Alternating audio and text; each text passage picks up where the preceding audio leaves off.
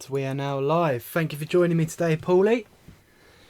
Right, man. It's a pleasure. Good to see you again. Yes, it's been a while. Just for those listening, obviously, through audio, we do also have video on YouTube, which is at the JB Podcast, so feel free to check that out. And Paulie's just sort of released a book, and I'd like you to just tell me about your new book. Very cool, man.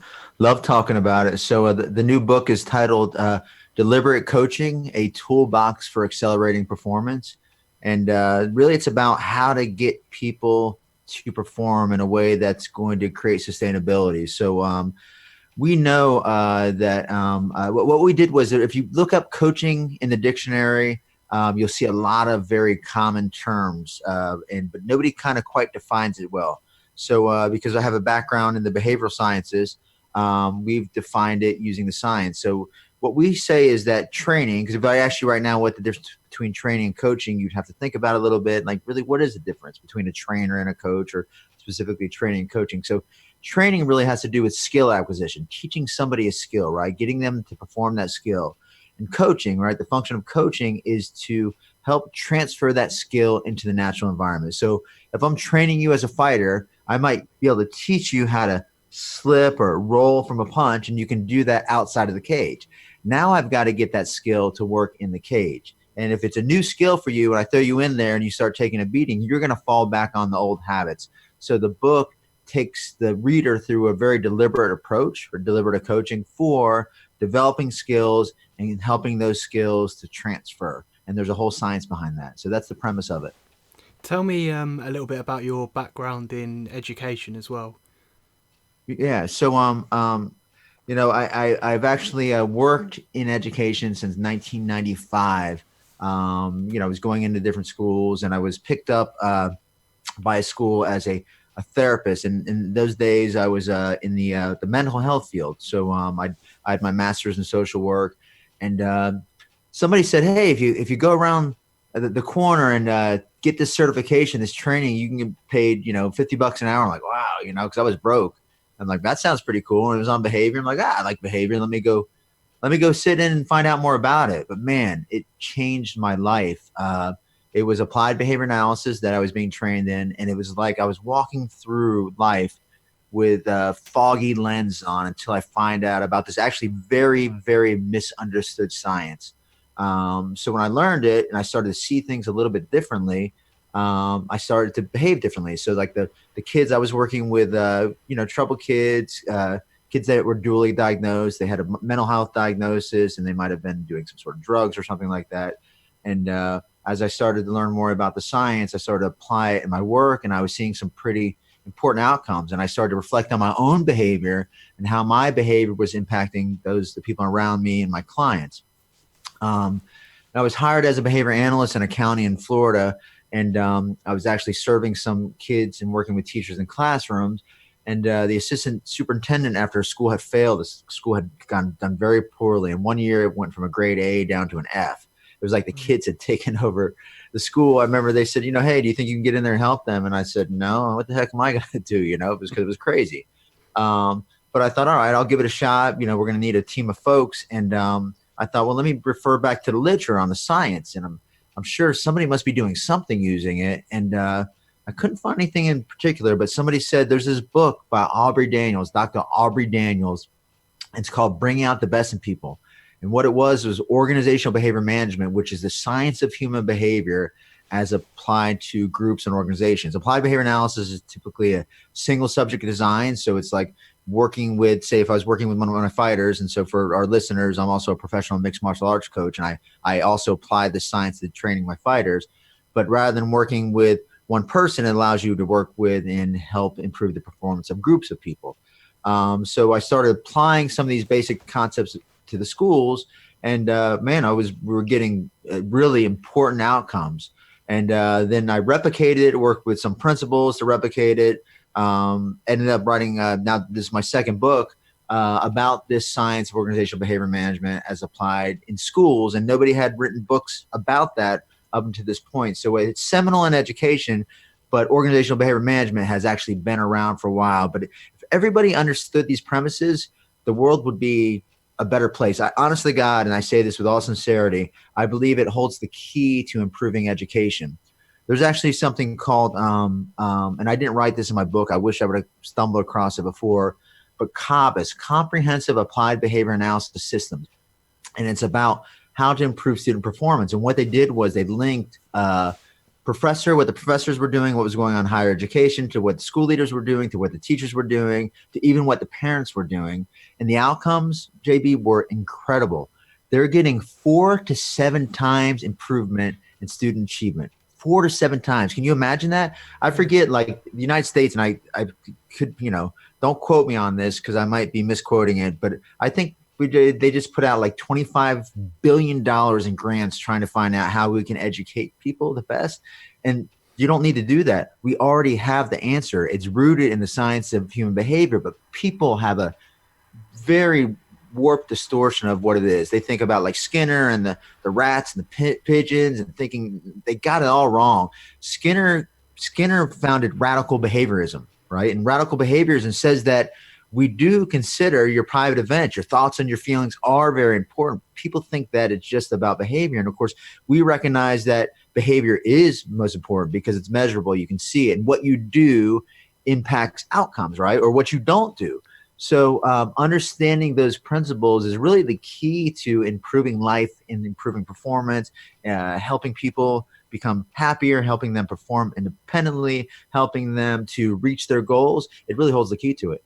Nice. So how does your book differ from other coaching books?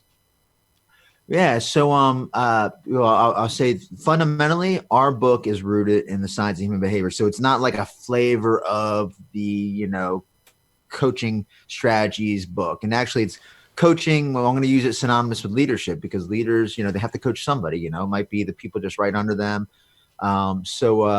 Really, it gives a very scientific look and written in layman's terms, easy to follow terms. That regardless of whatever coaching, because there's a lot of different coaching books out there. There's a lot of different leadership approaches out there.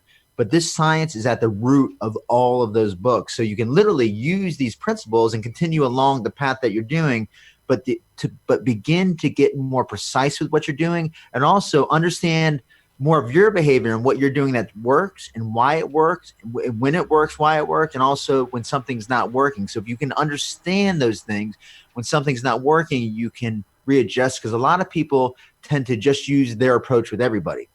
And you cannot do the same thing for everybody, but you can use the same scientific principles to understand why something's going on. For example, if you weren't performing at work very well, there's a reason. It's going to come down to two things. It's either a can't do versus a don't do or won't do. Skill deficit versus will deficit. So you have to first be able to diagnose that to understand what approach you're going to take, because the intervention for that's going to be far different for each one, whether it's skill deficit or performance deficit. So understanding that first and foremost, and then understanding how to develop skills, and then understanding how to accelerate that performance and get those skills to stick in the natural environment, whatever work environment you're performing in. How has the science changed from sort of 1995 to now? Is it our understanding of things and understanding on how people work and their behaviour? Has there been loads of change, or has it been kind of like we already knew this back then, and now suddenly a lot more people are awake to it, so we're understanding the field more and dealing with it more? I love that question. So there's a ton of research behind the science, right? Ton of research, 100 years of behavior research, and then 50 plus years linked to specifically what we're doing with applied behavior analysis. And it's real research. It's not that it's real. The empirical evidence, it's powerful. So frankly, it's not that it's changed much. What's changed is people like me being able to disseminate, because what the science has not done, or let's say the scientists, they haven't been great disseminators, right? Because you have real scientists in the field, and they don't necessarily, if you come across somebody that's kind of sciencey, they don't necessarily communicate well, I mean, they're very focused, but we have to make things palatable to people. And this is what I felt like Dr. Aubrey Daniels did with his book, or Bring Out the Best in People. He brought the science to the everyday person to make it understandable. And I feel like that is going on more now, because you can't force people into science, but you can use the science to reinforce them into it. Like, do something, use the principles, and then say, by the way, what you just did there was apply the science of human behavior. And if they use that and they see it works for them, well, we know that they're going to want to do that again. That's what the science tells us. I think it's just more, it's being disseminated more. And of course, there have been some changes. There's actually something and maybe we'll talk more about this later, but there's something called acceptance commitment therapy. I'm looking at the book. It's right next to me. I've written about that. I have an article called Fight Science, using action to overcome fear and anxiety, because fear and anxiety is an important thing for fighters to overcome. But how do you do it? Well, there's applications of the science for helping people to overcome that. And this is where we're saying that we're not just about rats and pigeons and all that stuff. That was fundamental to learning about the science, but we are applying the science to help people experience better outcomes, right? And we do think about those private events. Your private events are essentially behavior that you are the observer of, right? So there are different things to do, but the main thing is that we want to get people to behave in certain ways that lead to better outcomes for them and be better observers of their own behavior and the impact of their behavior on the environment. What do you do that leads you to what you value, and what do you do that leads you away from what you value? And what inner thoughts kind of show up that trigger those behaviors, so to speak. Does that make sense? Yeah. Do you ever struggle to, say, if we use like all humans, for example, our behaviour, there's always an underlying reason behind that. So, like you said earlier, how I act at work, maybe something's gone on at home, and that's why I'm acting a certain way at work. How do you like overcome those boundaries where people don't necessarily want to tell you what's going on at home? How do you kind of try and break that down? Yeah, I mean, it's hard, the thing is that we know. I'm gonna break it down to two things, and this might be hard for people to digest, but the science tells us this, and I'll explain it. All behavior, unless it's a reflex, all behavior, everything you do occurs for two reasons: to get something or to get away from something. And that is it. And that is all. And people are thinking, well, I do this because of that. And you do. Okay. So let me explain it a little bit deeper. And this is where, hopefully I can disseminate more, help people understand. So I want you to think about the infant child that's been, maybe a 5-month-old child. Why do they cry? Because they're sad usually, or something's wrong. Okay. So let's say something's wrong. Like, what may be wrong with them? Maybe they're in pain, they're in discomfort, right? So maybe they're crying too because they want to get away from that pain or discomfort. Like, why do you take an aspirin? To get away from the headache or the pain and discomfort, yeah. Yeah, yeah. Why do you do the speed limit in your area? To stay safe pretty much, and not cause any harm or pain or discomfort. Okay, right. And not maybe not to get a ticket. Like around here you get a ticket, Yeah. right? So Oh yeah. when you behave in ways to avoid something that's aversive, that's called negative reinforcement, because all behavior occurs because of reinforcement. There's two types: negative and positive. Negative, people behave just to avoid getting into some sort of trouble or something aversive, right? Um, Positive reinforcement, people behave to have something added, right? To get something for them. So maybe the baby also cries because they wants the mom's attention, right? Wants the mom's warmth, right? So we tend to behave. These multiple contingencies are operating on our behavior. So if you're driving, maybe you're driving the speed limit because you want to stay safe, you want to avoid, getting a ticket, but also maybe you're enjoying the sights, right? Maybe you're driving slower because you want to take that stuff in. So there's multiple things operating on your behavior. You might help, somebody says, go, clean your room. And like, you don't really want to clean your room. Maybe you just don't want to get in trouble from your mom, or maybe like, you know what, you don't want that, but also you value cleaning the room because it feels good. Or if you help somebody, you've learned that helping somebody is something good. When you help them, it makes you feel good, right? You value that. And to think of value becomes like a reinforcer. So as you're doing it and you're seeing that you're helping them, you're seeing them feel good about it, it makes you feel good. So that increases the likelihood that you will do that thing again, i.e., your behavior is getting in touch with reinforcement. And as you avoid getting into trouble or avoiding those versive, that increases the likelihood that you're going to avoid those things. So understanding those two pieces is very important, right? That holds the key to understanding why somebody's behaving or performing in a certain way. Interesting. And well broken down to understand, it kind of does boil down to two things.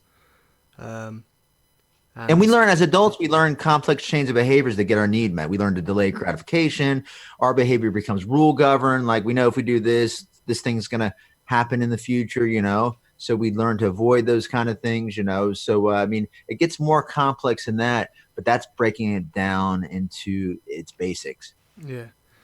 So what inspired you and your co-author to write this book?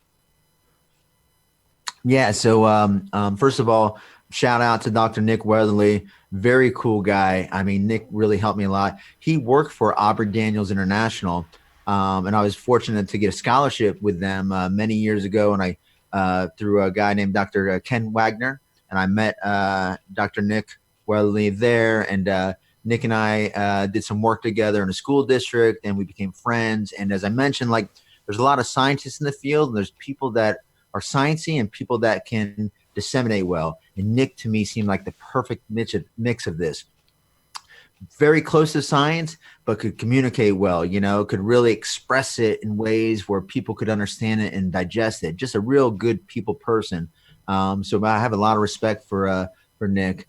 And yeah, so we got to talking as we were kind of coming up with some coaching processes, and he liked some of the things that I had to say, and I liked some of the things that he had to say, and had written a book, and the book Quick Wins, and I hit him up and said, you know, Nick, I think that we should write a book together on coaching because we also both are passionate about coaching. I've been coaching for a long time. Nick has been coaching organizations. I was coaching, you know, fighters. I've been coaching in schools, and I kind of label myself a coach.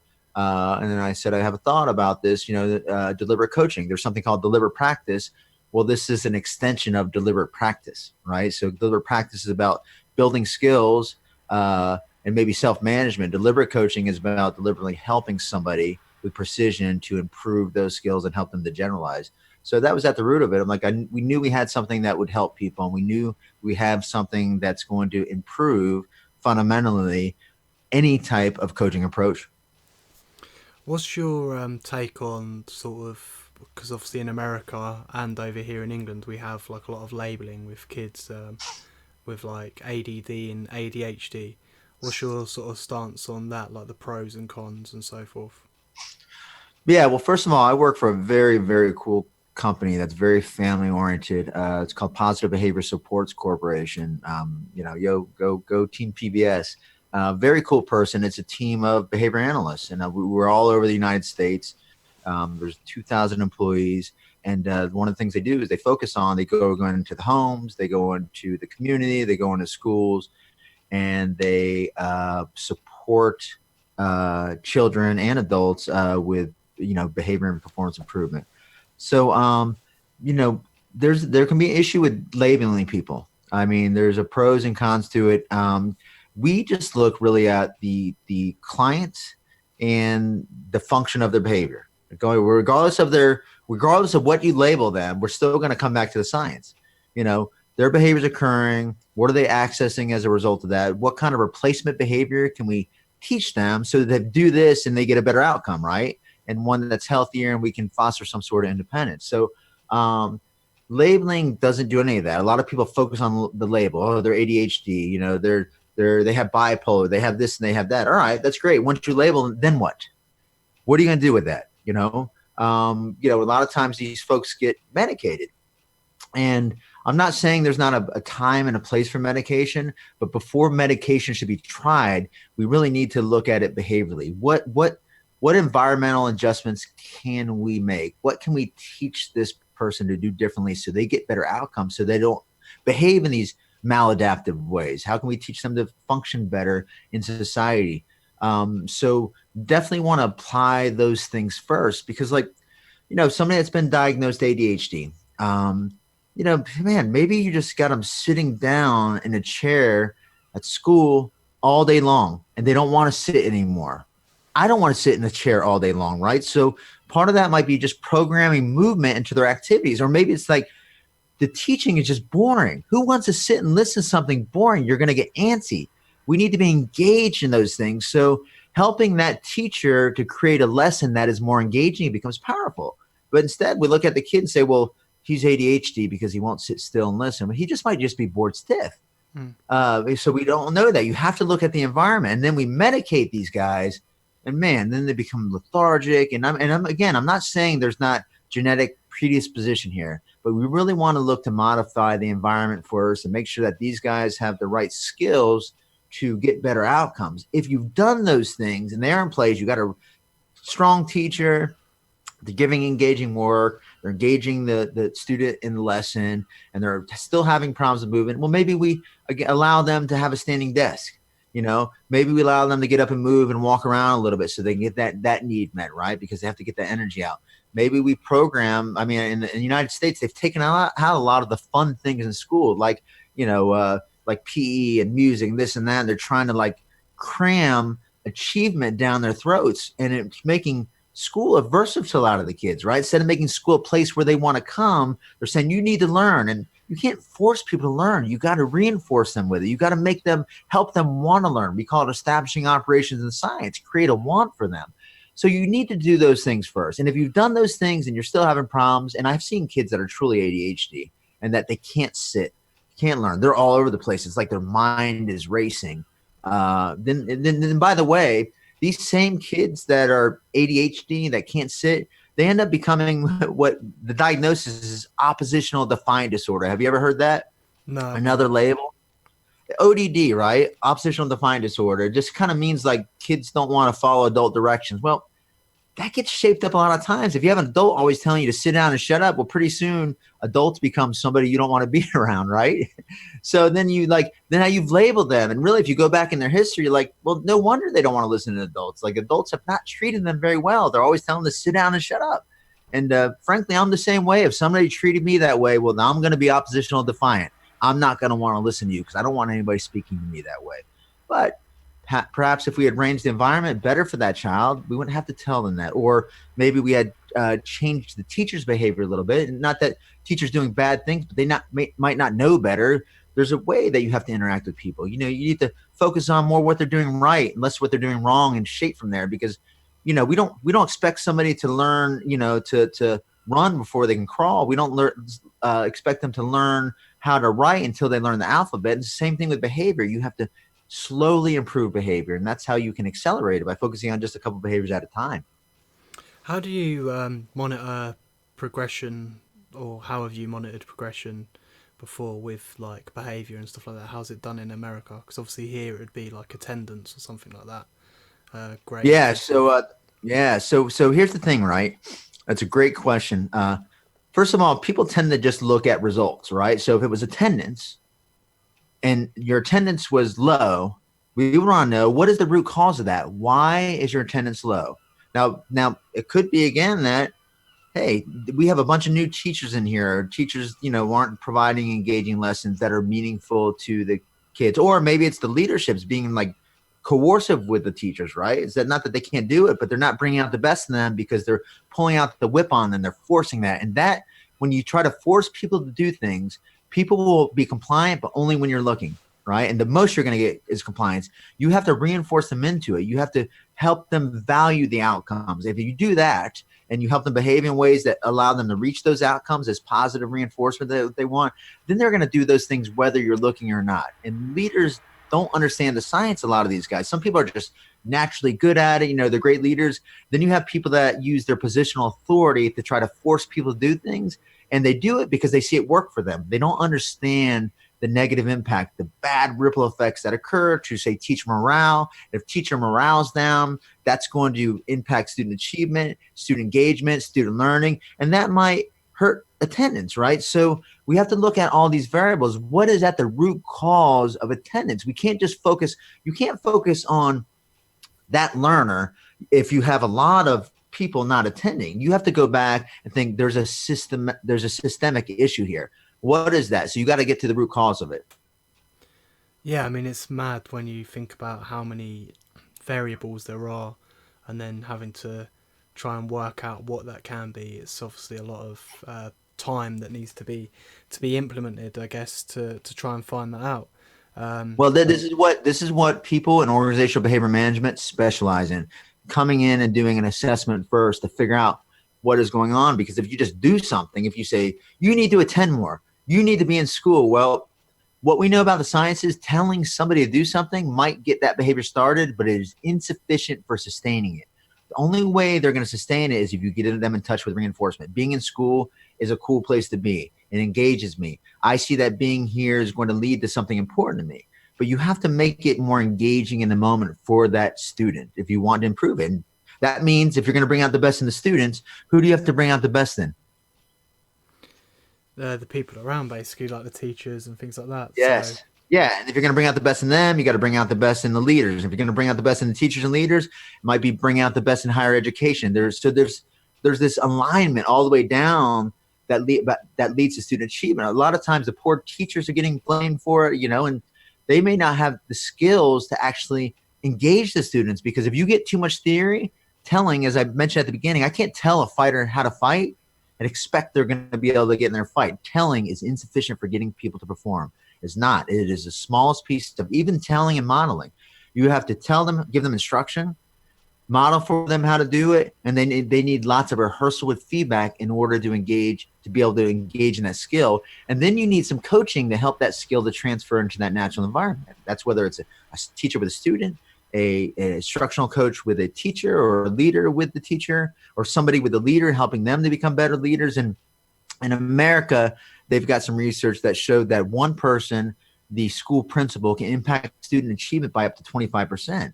And so leading is very powerful. And I look at teachers as leaders, right? But they're leaders in the classroom. So helping everybody apply these same principles, so you have this alignment to bring out the best in students. This is what folks don't understand, and what my book is about, and what our company, Positive Behavior Supports Corporation, does when they go into schools, and this is what they do when they go into family homes and work with children.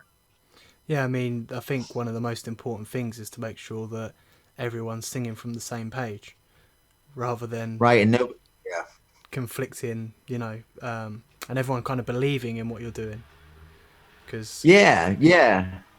Well, I think in England, applied behavior analysis might be getting a bad rap because people think it is, about pigeons and rats, and like you don't have free choice and all this stuff. And there's been some very well known writers, and it drives me nuts. It makes me want to pull my hair out.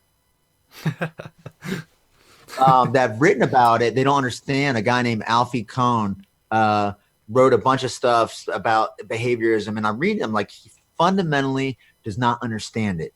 But again, I look at it, if so many people fundamentally understand it, we as a field need to do a better job helping people to understand and to disseminate it. I'm working with some very cool people right now doing some virtual coaching. Somebody named Dr. Kate Strutt in Manchester, England. She's fantastic. And they're working in schools. But we need more of the science across Europe, across the UK, because really it holds the secret to helping children achieve, helping schools perform better. Because honestly, this is my opinion, but I can't think about what's more important than education. I mean, if you want to help people lead productive lives, you want to keep them out of jail, if you want to keep them off welfare and keep them out of poverty, well, it really starts in education, giving them the skills to engage and become meaningful and productive citizens in the communities. So education is very important, but we got to really focus on bringing out the best in them.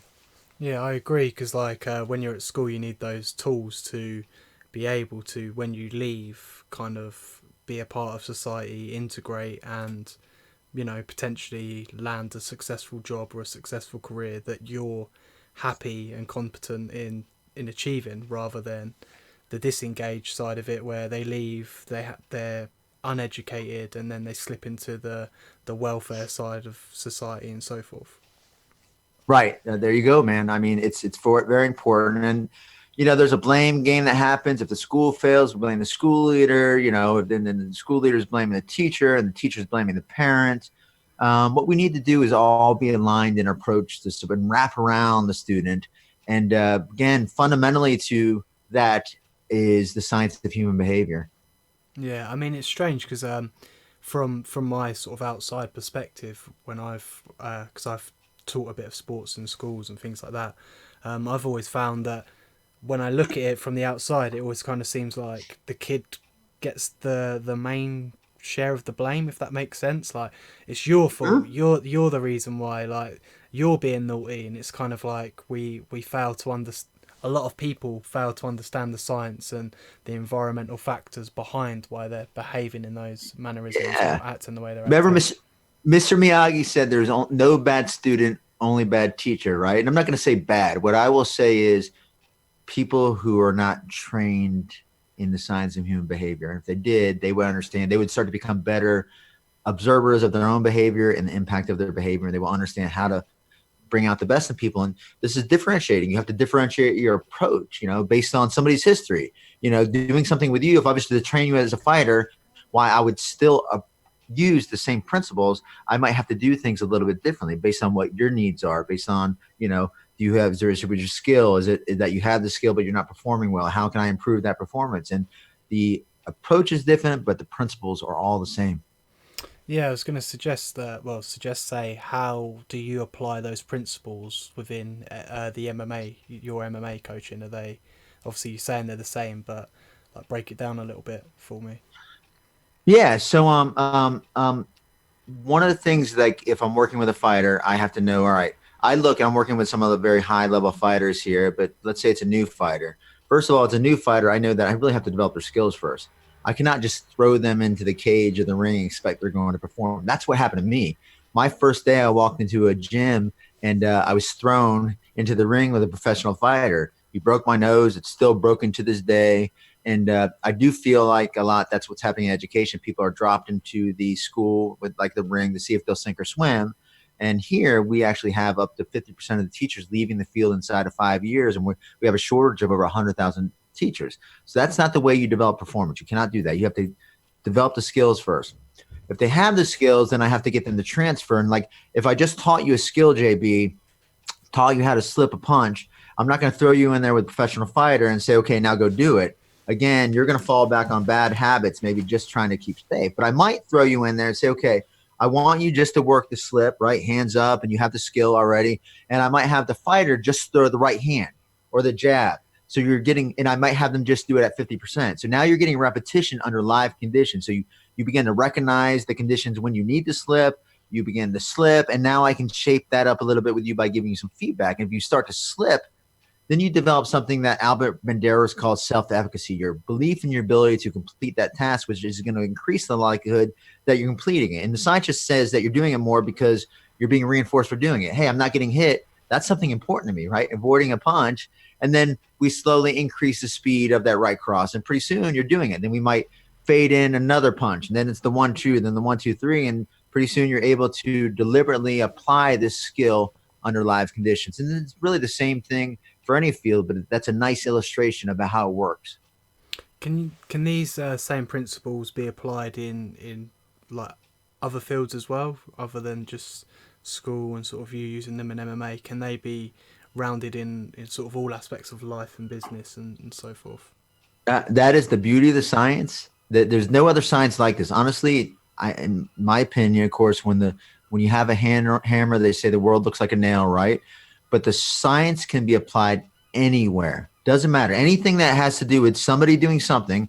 If somebody is going to do something more, less, or differently, then that has to do with the science of human behavior, right? So we can help that. Doesn't matter. People behaving, we can help them behave better. Or if they're working with other people, we can help them to help other people perform better and reach outcomes that they desire, right? We want to engage. We want to do things to people. We want to do them with people, involve them. Hey, what are you trying to do? Okay, let's look at how we can help you reach those goals. So any field, anything. It's mad, isn't it? How these principles can be applied like that. It's just it seems so simple. Obviously, it's complicated to an extent.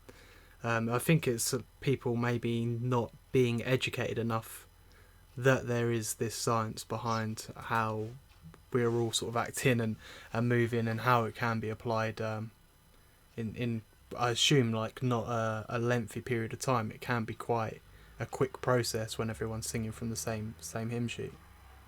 Yeah, man. I mean, for sure. There's no doubt about it. If people, in my opinion, it should be taught early in schools. It should definitely be taught at the universities. And they don't have to become behavior scientists, but understanding the basic principles can be very powerful as a parent. Why your child is misbehaving, why they're behaving well, what to do when they're misbehaving, what to do when they're uh, behaving well, right? There's certain things that need to occur. If you want to see that behavior occur more, like the good behavior, well, there's certain things as a parent that you can do. And if you don't want to see that misbehavior occur, well, there's certain things you should do. And a lot of times, well-meaning people do the wrong thing because they were brought up that way, or they see it work in the moment, but they don't understand the consequences. Like if you use punishment a lot, you're going to get all sorts of bad things. There's all sorts of emotional reactions that occur. People are going to want to avoid you. If you've ever worked for a boss that has been like coercive in their approach, you don't want to be around them. It doesn't bring out the best in you. If you work for fear of consequences, people become very nervous. They become like they have tunnel vision, right? Because they don't want to lose their job. They don't want to get in trouble. And that is not the way you bring out the best in people. And that's not the way you train people to be healthy, productive citizens. If all you're doing is punishing them, this is what's being modeled to them. Then they go out in the world and they treat people the same way. So there's a better way, and it's rooted in the science of human behavior. Do you think that's why there's been sort of an increase in, say, anxiety within children and even adults? Is like that kind of fear of punishment? Like, Sure. do you know what I mean? With the children in school, they're like kind of fearful of doing poor because they've got this Yeah. pressure, and if they don't achieve, then they're getting told off or detentions and so forth. So they end up kind of building up this like anxious sort of feeling, which later on proceeds through life. Yeah, 100%. We're setting up this stuff, and like in America, we're like testing, testing, testing, and I'm not saying some sort of measurement is not important, but the measurement should just be used as feedback to the learner to let them know how they're progressing, right? And also as like a form of assessment to the teacher, so they can redirect what they're doing to help the learner perform better, right? It shouldn't be used to punish; it should be used to teach, and that isn't, and that is all. So yeah, sure, it creates fear and anxiety for people, and it makes people not want to attend school. And people tend to yell and say, "You need to do this," or because. And man, again, you might win the battle, but you lose the war, so to speak. So there's definitely a better way. And like detention, for example, like actually over here, our company has developed something called the Quick Room. It's a replacement of out of school suspension, in school suspension, exclusionary timeout, detention, and it's rooted in the science of human behavior. And we're getting like huge reductions. In one school, we saved 23,000 hours of time that children would have been sent out because we've just put in some basic principles that help them get back on task and get back in the environment. But the main thing is that we want to put things in the environment that prevent kids from wanting to act out, right? Create an environment that's rich for learning, that engages them, that brings out the best in them. A climate, which is shared perception, a culture where people are helping each other learn, that they want to be in school, that they want to be in the class, that the teachers want to be there. But, we have a lot of work to do. We really do. And it's good people doing a lot of the wrong things just because they don't know better. And there's a lot of good people doing a lot of good things, but let's recognize and help them recognize why that stuff is working. Let's hold them up as models for other people, schools that are that are excelling, leaders that are excelling, teachers that are excelling. Let's hold them up as models so other people can see what they're doing. Not just saying that they're good, but specifically, what are they doing to be good? How are they reaching these outcomes? People have to understand, to reach results, what behaviors they need to engage in. Because again, all results require somebody doing something more, less, or differently. Yeah.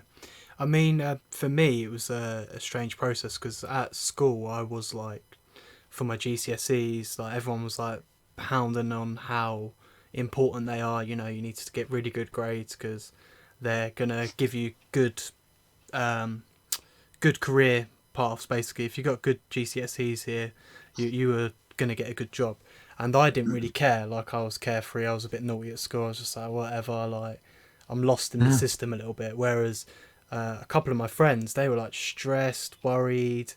Um, that anxiety feeling was there, and I think to myself like, when I was at school, we had a lot of PE and things like that, a lot of ways to relieve that stress and tension. Whereas I think in society and in schools nowadays, they've kind of taken away like the PE aspect and the sport. So these kids are dealing with all this stress, and the system's kind of telling them you need to perform. So they're stressed, and then they're not getting that relief like from sport and taking part and building groups, friendship groups and so on, because they're at home studying, revising, and so forth. Yeah. Well, we want to have all those pieces and we want them to be engaged in what they're doing in school. And we don't want to cram it down their throat because they'll leave, they'll quit. They're going to, just like if we're cramming something down an employee's throat and they don't believe in it, they don't think it's going to be helpful, they'll end up leaving, right? When it becomes so aversive that whatever you're working for, the aversion is more than that, you'll get flight. People will escape. So we have to create. I mean, think about it. If we made school, engaging, we had like lots of when you learn history. If you learn history, and we have the technology, and you learned about this for over here, maybe the Civil War, but you were in it in virtual reality. How much would you learn? It would be engaging you with all this kind of cool stimulus, and we could do that. That it could be so much funner, right? Engaging, where people are learning rather than just sitting and having to pick up in the book and read it. I'm not saying there's anything wrong with reading books. Some people love reading; they're engaged in that, but some people don't do it. So if we allow people different outlets or different approaches to engaging them in their learning, well, they're going to learn more. I think that's it as well. Understanding different learning styles. Like some people are visual, some people are doing, and I can't remember the third one. I was more of a doing learner. So if you Yeah. sat me down and made me like look at a whiteboard or whatever, I was just like fiddling around, messing about, didn't really care. Whereas if it was like something where we had to get up and partake in tasks, and I was like felt more engaged, I learnt so much better, performed so much better, was a lot happier, and didn't get sent out of class or get detention. So it's a correlation there. Everybody, that's the whole trick, is engaging people in it. No matter what, people, if they're going to get good at something, they do, no matter what, have to do it. You have to engage in those behaviors in order to create habits. That is very important. But how you engage people, there's different ways to do it. And that's what you're coming back to. What do I prefer doing? How do I prefer learning? It's just what is your reinforcers? Mm. What sort of is put in place for children that need support in classrooms and things like that? Do you have like a teaching assistant? Um, what's sort of put there for them? So one of the things that's what like maybe a behavior analyst would do. So you come in, let's say a child was acting out in the class, and this is where like I would get caught up. I might be brought in to look at the child. This is back when I was doing this, but I couldn't look at the child without looking at the environment, right? So there's simple things that should be going on in the classroom that reduce the likelihood children are going to act out. For example, first of all, there's a lesson plan, right? And so the lesson plan is given at the child's skill level, or maybe just a little bit beyond, right? Because if you're trying to teach somebody and it's nowhere close to their current learning level, well, you can't learn. Like, all right, now I'm so far away from math, you couldn't sit me out down and expect me to do trigonometry. Yes, I'm going to act out because I can't do it. So you have to look at those basic things. Are there basic routines and procedures? People know where to come in, where to sit, how they should speak, where they hand in their papers. As a teacher, focusing more on recognizing what's going right or more on what's going wrong, right? So you will get the behavior that you focus on most. So we actually measure that. That stuff's measurable. How many times you are interacting positively with a child in ratio to how many times you are correcting misbehavior, and how you're correcting misbehavior. If you're doing it in a way that's nasty or coercive, well, you're going to get bad behavior with that eventually. And again, you're going to get, at most, people are stifled, doing just enough to get by, but they're doing it in fear from you. So I look at those things in the environment first, because if we're going to change that child's behavior, whose behavior are we actually trying to change? The leaders basically, and the environment around them. Yeah. Right. We can't, if telling people what to do was sufficient, I would say you need to sit down and learn. That would be it. I would tell the teacher, you need to go in your classroom and teach. I would tell the leader, you need to lead better, do this, that, and the other. It's not. You telling people does not get people to do things. They might start behaving that way, but unless they do it long enough, create a habit, and get in touch with some sort of positive outcome for doing it, they're never going to sustain it. So people need to understand those pieces of it. So there's obviously a rise in like social, emotional, mental health concerns in children. Do you know like what support's been put in on the ground level for them? Yeah. So, I mean, obviously, I'm a behaviorist. So I'd mentioned earlier, there's something called acceptance commitment therapy. I wrote that article about it on fear and anxiety. This is a very important approach because while it's rooted in some very deep science, behavioral science, there's an approach that makes it simple and palatable for everybody. So essentially what it says is that it helps, and this would be for you or an adult and anybody else, but for working with children, helps children better align their behaviors with the outcomes they want, right? So first of all, we say, what is it that you value? Who and what do you value? I value my mom. I value my dad. I value this sport. I value learning, hopefully. I value this, that, and the other. Okay. What shows up within you, right? What yucky things kind of show up, to pull on Dr. Polk's term, that get in the way of you accessing those things? Well, I get mad. I get afraid. I feel like I can't do it, And okay, when those things show up within you, what do you do? Well, I yell, I scream, I don't do my homework, I avoid. If you're an adult, you might drink, right? You do drugs. All right. Do those behaviors lead you toward or away from what you value? So you see what's going on here is you're starting to discriminate between your private events, right? These behaviors that only you can observe, and the over behaviors other people can observe. So when you can discriminate that, then we say, all right, what behaviors can you engage in that will lead you towards who and what you value? And as you become a better observer of your own behaviors and the behaviors that lead you towards or away from your behaviors, you will start to become less focused on getting stuck up in your mind, on these things that are going on in your mind, and more focused on the behaviors that are going to lead you towards these things and these people that you value. Because this is what's important. And if that sounds familiar, it's very close to mindfulness. Because what happens is we get stuck in a loop in our brain where the whole thing is like, if you're unhappy about something, all right, and you want to get close to somebody, you want to achieve better on the test, you want to do this, that, and the other, what behaviors do you need to engage in that are going to lead you to achieving that outcome? So as simple as that. And once you do that enough, you stop getting caught in your own head and you start getting caught or focus on the behaviors that are going to get those outcomes for you. Because if you want those outcomes, you have to do something more, less, or differently. And when you understand the behaviors that you're engaging in, like arguing with your spouse or your girlfriend or yelling, like that's a bad behavior. And does that bring you closer to them or farther from them? No. All right. What should you do instead? I should talk to them. We should problem solve together, Okay. What shows up inside you that makes you argue? Well, I get mad, I get angry. Okay, when you get mad or angry, what should you be doing instead?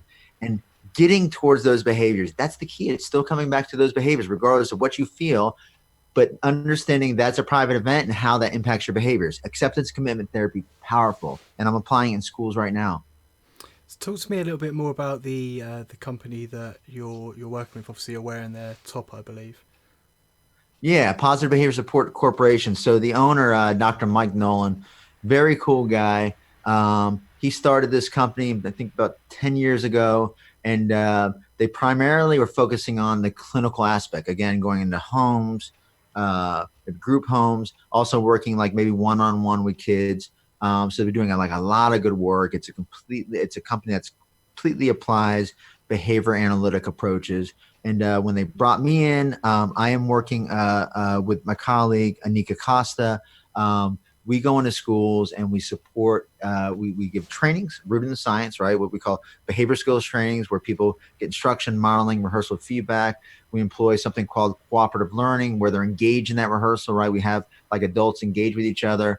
And then we go into schools and we work with, because we know that training is not going to get the stick. We have to go into schools and we have to provide some coaching. So we work with the leaders, we work with their coaches so they can work with the teachers, so the teachers can then work with the students. And this allows us to create sustainability. So the company has been really marketing, expanding this to let schools know that we're available to work with them, whether it's for training and coaching or clinical needs. We're even doing virtual coaching so we can support behavior, performance, and school improvement. So yeah, that's what they're doing. And what I love about the company is like they're family first. It's like if you had somebody sick in your family, they said, go take care of your family. And you think about that as an employee, what's that do for you? Makes you feel good, yeah. Yeah, it makes you feel good and it makes you want to go above and beyond and engage more. So, the CCO, Tara Cessna, she's always saying, very cool things, getting lots of positive feedback. I love that, but it also, and again, working with people that value the same thing. Anika and I just really love helping teachers. Honestly, if I was wealthy, which maybe one day I'm doing MMA science, maybe this is for a whole different thing, but we're bringing the science to mixed martial arts. We're creating a belt rigging system. So if that were to bring in a lot of money, and it probably will, I honestly could go to schools and speak and do coaching for free, because I feel bad for the teachers, and I feel bad for the school leaders. I mean, they're being given, a tough gig. We have teachers coming in with no training, and they're learning on the job, and that's hurting the students, and that's hurting the leaders, and it's hurting the community. So I would do it for free, man. I would love to get political and go up and verbally smack some politicians around. I would do it appropriately, but really I say smack them, but I want to give them a smack of science. What I want to do is see how we can get science up from the policy holders down through higher education, down through the states, policymakers rather, down to the states. And so this stuff trickles down. So we're doing things differently, because there's certainly a lot of waste. There's a lot of heartache. There's a lot of people that aren't meeting their potential, and the science could help that. So, we're doing that in the company with the folks that we're working with, and I would honestly do it for free if I could. Where can people find your book if they want to get a copy of it? I appreciate that, man. Learning Science International is the publisher, but also it's available on Amazon.com, so they can go check it out there. And if they're interested in, connecting with me, I'm on LinkedIn, Paul Gavoni, EDD. Please, I invite that. Connect with me on Facebook, Paul F. Gavoni, or I have my mixed martial arts side, which is Paulie Gloves. Instagram, Dr. Paulie Gloves, Twitter, Dr. Paulie Gloves. And if you want to find out more about our company, www.teampbs.com. We'd love to hear from you. And I'm also, if you're in the UK, I'm available for a deliberate coaching. We'll get on and do exactly what we're doing here. And whether you're in a business or a school or wherever, you can learn about using the science of human behavior to improve outcomes.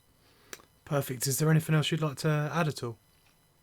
No, man, I appreciate it. Those were great questions. I think they were very important questions, and it was great talking with JB. No, thank you for coming on. I'll chat to you for a couple of minutes off stream if that's all right, and Sure. we'll wrap this up if you like. I'll put in the description the links and so forth that you've mentioned. So yeah, if anyone wants to get a copy of your book and check out what you're doing and make contact, it'll be in the description below. Take care, guys.